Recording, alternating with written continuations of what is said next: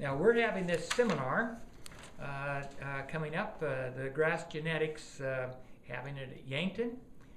And we picked Yankton out primarily because of the facilities and the location. It's an area that the Stockman's livestock have really catered to drug-free and antibiotic-free and natural type products, and so they seem to be a good market. It was also close to, relatively close to some of the airports compared to some of the other locations we were looking at. So it just seemed like a likely place, kind of at the edge of cattle country, at the edge of corn country. And so that's the reason for that choice. We seem to need, we need to exchange information. We need to be able to exchange cattle. Thus, we're calling this the Grass-Fed Exchange. And so the whole idea of we're going to have this seminar, and if you haven't noticed, this seminar is kind of bringing in who's who in the grass-fed world. The 6 producers that are represented on our seminar, those were nominated by the three companies that are selling meat commercially as maybe the most consistent grass-fed genetics in the United States. And so they're all coming.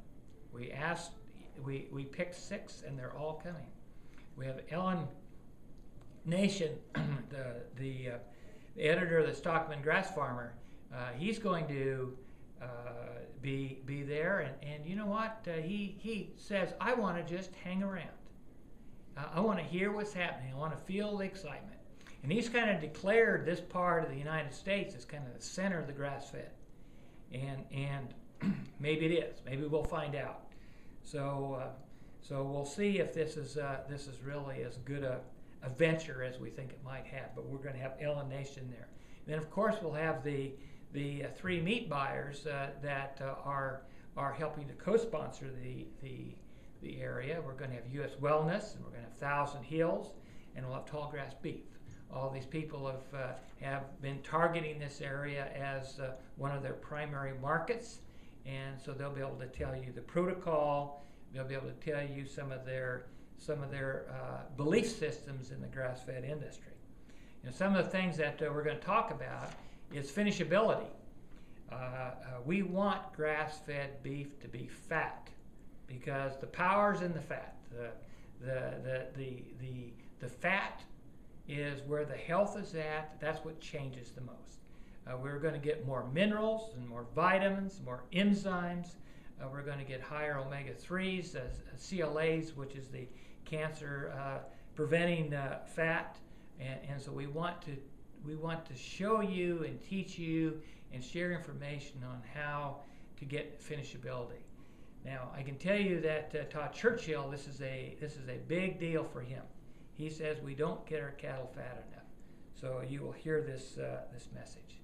And we're going to hear about cuttability. Cuttability is important because we need a high percentage of that meat, that the high percentage of the animal turn into meat. And so if we have a big boned, tall, narrow gutted, thin animal, it won't cut well and it doesn't make as much money. And if the packers can't make money on it, we can't either. Then we're going to have producers talk about their cows and about the type of animals that are raised. And we're finding that the type of cow that is fertile and has longevity is exactly the type of cow that it works for grass-finished beef. And so we've got several producers that are very much in high demand for speaking, like Kit Farrow and Sam Wiley, and just here recently heard DeBoo's speak on their animals from Montana. And so we're also going to talk about functionality and the Bonsma technique, what Bonsma is. There's a Dr. Bonsma from South Africa that it's said to have the most calibrations and calculations of any animal scientist on Earth collected.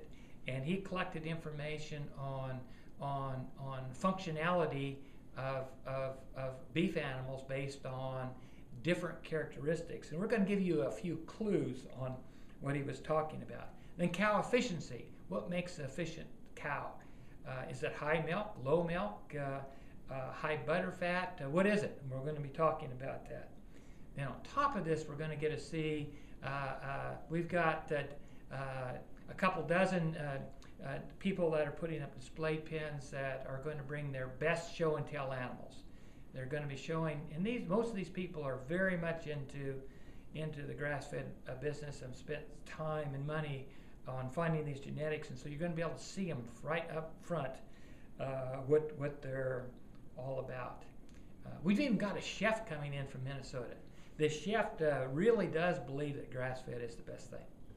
So in restaurants that he promotes grass-fed beef, and he says you can have an awful good steak, but if in fact you don't cook it right, you can make it taste pretty bad.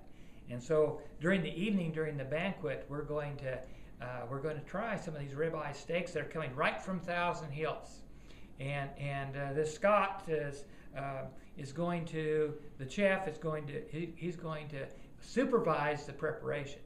And then after we eat it, then we're going to have a little discussion. So we'll see about that. So all in all, we have, I think, what is going to be one of the most exciting beef meetings that has ever been held. And so you will feel good about coming to it. So you're welcome.